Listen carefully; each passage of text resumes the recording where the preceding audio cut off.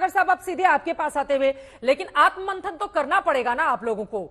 अब विरोधी दलों की ओर से कहा जा रहा है इतनी ज्यादा नेताओं के अंदर आत्ममुग्धता थी, इनके तमाम स्थानीय सांसदों को उठाकर देख लीजिए, काम कोई करता नहीं था, मोदी के नाम पर वोट मांगेंगे। तो आत्ममंथन का ये दौर है, अगर सामने से विरोधी दलों की ओर से, आरएसएस से कहीं पर भी कोई सलाह आती है तो खुले मन से क्यों नहीं स्वीकार किया जा रहा है मलूक साहब? देखिए चित्रा जी, ये बात तो सही है आपकी। आत्ममंथन तो और आत्ममंथन तो एनडीए में जितने भी घटक दल जुड़े हैं सब आत्ममंथन करते भी हैं और करना भी चाहिए।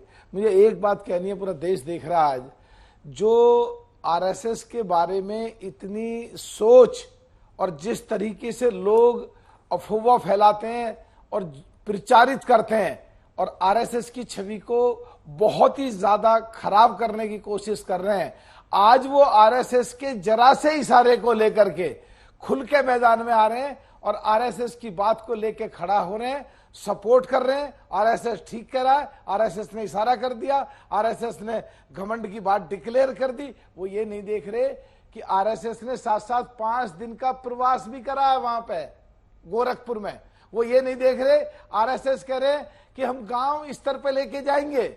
वो ये नहीं सोच रहे कि आरएसएस को भी कहीं लगा है कि कहीं ढील हुई है तो उस ढील को मजबूती में बदलेंगे आने वाले चुनाव की तरफ। ये नहीं देख रहे, आकलन ऊपर ऊपर कर रहे हैं और इसी वजह से, आकलन सही ना होने की वजह से, जो सो कॉल्ड इंडिया गठबंधन जब बनने की शुरुआत करी, जिसने नींव रखी, वो टूटा और उनके जो नींवधार थे, उनके जो रोड मैप बनाने वाले थे, नीतीश जी वो भागे, बंगाल में टूटा, पंजाब में टूटा और कई जगह। और अब एक ही चीज को लेकर के जिस चीज पे चर्चा हो रही है और पूरे देश पे जो पूरा विश्व देख रहा है और वहां जो चर्चा जारी है, मेरे हिसाब से कहीं ना कहीं एक छोटी सी चीज को लेके खड़े हो गए, हर चीज पर चर्चा करने को, बयान करने हार को। से क्या सीख मिली है मलूक नागर जी? एनडीए को हार से क्या सीख मिली है, जल्दी से आप बताइए, उसके बाद मनोज काका जी अपनी बात रखना चाह रहे हैं। देखिए, एनडीए को पक्की बात है, ये साफ तौर पे हो गया है कि कमजोर हुई है, सीट पहले से कम हुई है।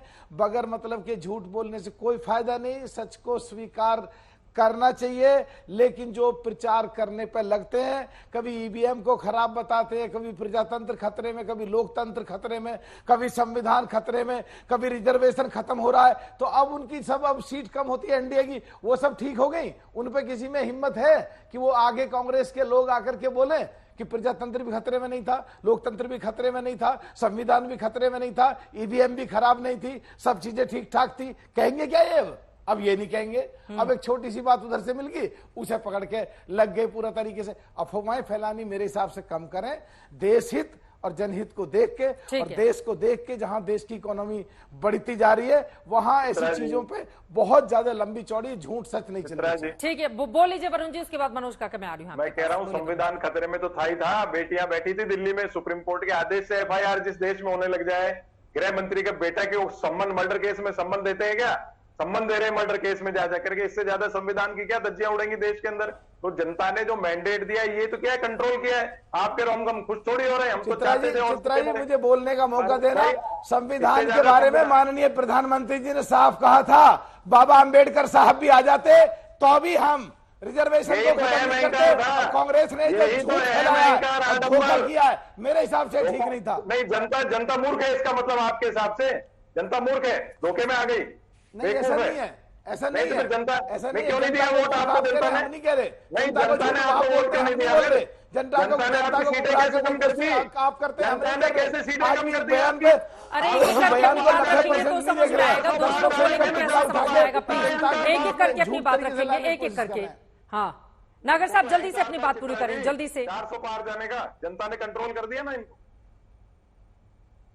नहीं, देखिए जहां तक चित्रा जी 400 पार की बात है, 400 कहे ये हम स्वीकार करते हैं। इन्होंने 295 कहे, इनके 230-32 आए, हमारे 400 में से 293 294 आए।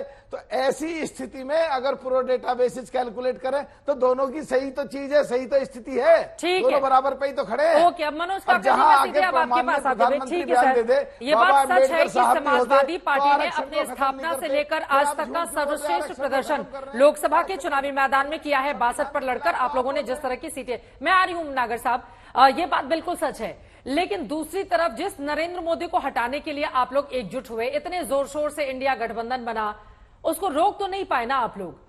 यहां पर अगर मोहन भागवत के ही बयान का मैं जिक्र कर लूं तो उनकी ओर से साफ साफ कहा गया कि या इंद्रेश कुमार के बयान का ज्यादा यहां पर जिक्र हो रहा है। उनकी ओर से कहा गया भैया देखिए जो लोग राम का विरोध कर रहे थे उनको भी पूरा मैंडेट नहीं दिया और उनको रोक दिया गया।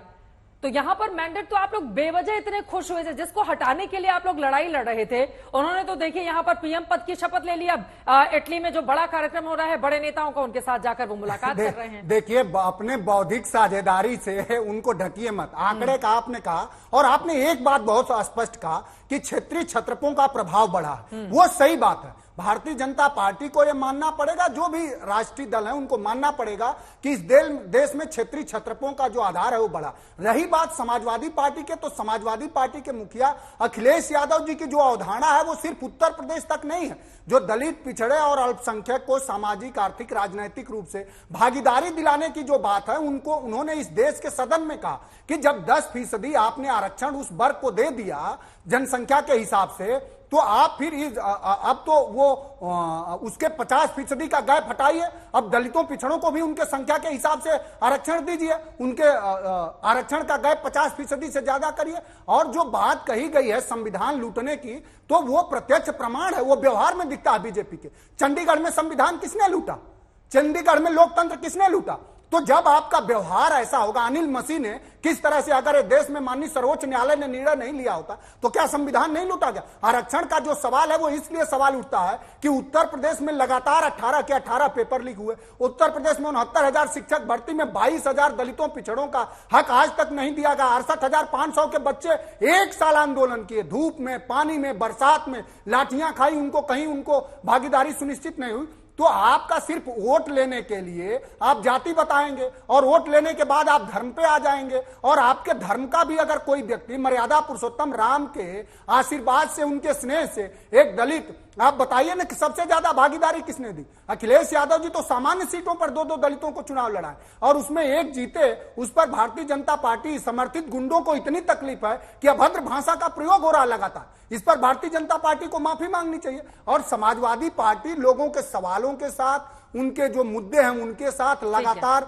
चाहे किसान का हो, चाहे नौजवान, अभी एनटीए से नीट का पेपर लीक हुआ, कोई क्यों नहीं कह रहा कि जो एनटीए का जो प्रमुख है, जो चेयरमैन है, वो भारतीय जनता पार्टी का वो है, भारतीय जनता पार्टी का मेंबर रहे, किसी एक जमाने में एबीवीपी की वो राजनीति है, सीपी जोशी, उन पर सवाल खड़े होने चाहिए। छात्रों का सवाल है, 24 लाख परिवार से निकले नौजवानों के साथ अन्याय हुआ। उत्तर प्रदेश में उसी तरह पुलिस भर्ती में हुआ, 60 लाख नौजवानों के साथ हुआ, 40 लाख नौजवानों आरओ भर्ती में हुआ। तो इस तरह से लगातार जब आप अन्याय करेंगे तो उस पर सवाल खड़े होंगे। और समाजवादी पार्टी आज भी सवालों के साथ खड़ी है और आपको सदन से लेकर सड़क तक हम लोग घेरेंगे। और सरकार बनने की आप बात करें, मैं खत्म करा, इसी देश में 96 में और 99 में अटल जी की सरकार गिरी और 1 वोट से गिर गई। तो अब यहाँ तो आंकड़े देखिए कितने कम है। आप 40 का अगर आंकड़े रखिए तो 32 कम है, कभी भी सरकार गिर सकती है। लेकिन बीते 35 सालों में ये पहली बार है ना जब गठबंधन की कोई सरकार अगर बन रही हो तो किसी एक पार्टी के पास सबसे ज्यादा सीटें हैं, 240। इतना तो कभी नहीं रहा ना नरसिम्हा राव के समय में 232 आपने जब क्या 96 में और 1999 में अटल जी की सरकार नहीं गिरी? तो अटल जी की सरकार के पास 240 सीटें कहां थी? सरकार गिर सकती है। जिन लोगों जिनको आप पूर्व में गालियां देने का आपकी इतिहास रहा हो, जिनका आपने डीएनए चेक करा हो, चंद्रबाबू नायडू की आपने पार्टी तोड़ने तक का प्रयास किया, तो क्या वो लोग उनके पटल पर, उनके मानस पटल पर वो अंकित नहीं होगा? नीतीश कुमार जी नहीं जान रहे होंगे कि उनका डीएनए फिर कभी चेक किया जा सकता है? वो कह रहे हैं कि सबसे उपयुक्त नेता हमारे पास है मौजूदा वक्त में। उनका प्रधानमंत्री सिर्फ अपने फोटो को चमकाते थे और उसी के अकेला मोदी कहते थे, वो प्रधानमंत्री के अब डबल इंजन में अब कोई सरकार नहीं है। डबल इंजन में एक इंजन नीतीश कुमार है और एक चंद्रबाबू नायडू है, और दोनों लोगों की जो विचारधारा है वो समाजवादी है। और वो जब भी चाहेंगे, मैं तो मानता हूं कि पूरा देश मान रहा है कि सरकार नहीं चलने वाली है। और सरकार अगर चल रही है तो सरकार ये बताए कि अच्छे दिन अब तीसरी बार भी मिलेगा कि नहीं, एनटीए के लोगों को न्याय मिलेगा कि नहीं, दलितों, पिछड़ों का आरक्षण लागू होगा कि नहीं, मंडल कमीशन की सारी संस्तुतियां लागू होंगी। ठीक है, अब जवाब ले लेते हैं। में दलितों, पिछड़ों की हिस्सेदारी सुनिश्चित होगी, माताओं बहनों की सुरक्षा सुनिश्चित होगी कि नहीं, सरहदें सुरक्षित होगी कि नहीं, ये सब सवाल है और सारे सवालों का जवाब चाहिए। बोलिए शांतनु जी। देखिए मनोज काका जी ने एक बहुत बड़ी बात करी, शायद वो उनकी इतनी सारी बातों में खो गई। उन्होंने कहा कि ये लड़ाई अखिलेश यादव उत्तर प्रदेश में नहीं पूरे भारत के लिए लड़ रहे हैं। ये कांग्रेस के लिए चेतावनी है अब कि आप लड़ाते अब अखिलेश रहिए। यादव वो अपना चाहे किस- अखिलेश आपके यादव लिए भी अपना चेतावनी राष्ट्रीय उनकी दिखाना आवाज चाहते नहीं हैं। आएगी आप बोलेंगे तो। हाँ ठीक है। अब अखिलेश यादव अपने को राष्ट्रीय नेता घोषित करना चाह रहे हैं कांग्रेस के लिए और राहुल गांधी के लिए चेतावनी। और इसीलिए वो अपनी विधानसभा की सीट छोड़ के अपनी लोकसभा की, जबकि विधानसभा में वो योगी आदित्यनाथ को टक्कर दे सकते थे रोज। नहीं शांतनु, आप नहीं न तय करेंगे, आप नहीं न तय करेंगे कि हम क्या सोचते हैं। हम चाहते हैं कि पूरे देश के लोगों का बोल रहे थे तब वो मंडल शांति कमीशन से की सुन रहे थे रिपोर्ट तो मनोज जी, सारे उनको भी देश सुन के लोगों लीजिए के ना। लिए रही। हाँ। आपकी तरह हम तय थोड़ी देखिए, करेंगे। सड़कों पे ठीक है। गुंडागर्दी, आपके हिसाब से हम लोग तय नहीं, हम तो अब चाहेंगे उनको कि हमारा नेता सड़कों पे राष्ट्रीय नेता वो गुंडागर्दी- है। उनको बोलने दीजिए। रहेंगे मैं तो नहीं, विश्लेषण है कर रहा राष्ट्रीय हूँ, नेता। मैं तो विश्लेषण कर रहा हूँ, आपको बोलिए। देश अच्छा की लगे तो तीसरी लीजिए। सबसे बड़ी पार्टी, हम चाहेंगे देखिए, कि हमारी पार्टी आप एक तो नंबर मोहन की भागवत पार्टी, की कौन बात नहीं भी सुनने चाहेगा? लगे। ठीक है ठीक है देखिए ठीक।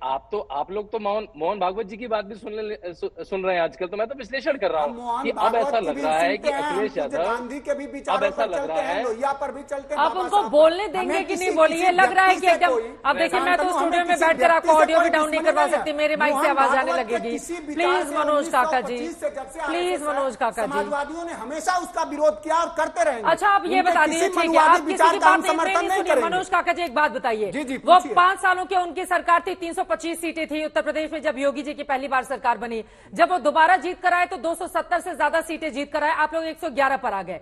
आज तक के इतिहास में आप बताइए पिछले 30-40 सालों में कौन सी पार्टी है 270 से ज्यादा जीत कर लाई जा रहा है? उदाहरण दीजिए आप। नहीं, 5-5 सालों की आप- उनकी आप सरकार इस तरह रहती के है, उदाहरण मांगेंगे, 5-5 आप- सालों की उनकी सरकार रहती है, आप उसको इसी नहीं से हटा अगर पाते उनको हैं। खुश मैं आप कह रहा हूँ उसको नहीं हटा समाजवादी पाते हैं। पार्टी 2027 में 300 से ज्यादा सीटें जीत के लाएगी। हाँ, और आप तो यही वैसे ही संवाद वो करेंगे। 400 की बातें कर रहे समाजवादी थे। पार्टी जीत वैसे के ही वो लाएगी 400 300 से ज्यादा कर रहे थे। सीटें। ठीक है, अब आज ही दूसरों अगर को भी आप सुनने का लोकसभा मौका की सीटों देते के हैं। हिसाब से आकलन करिए हाँ। तो भारतीय जनता पार्टी वहां सरकार में नहीं रहना चाहिए, अगर नैतिकता इतना है, नैतिक बल उनमें इतना ही है तो। ठीक है।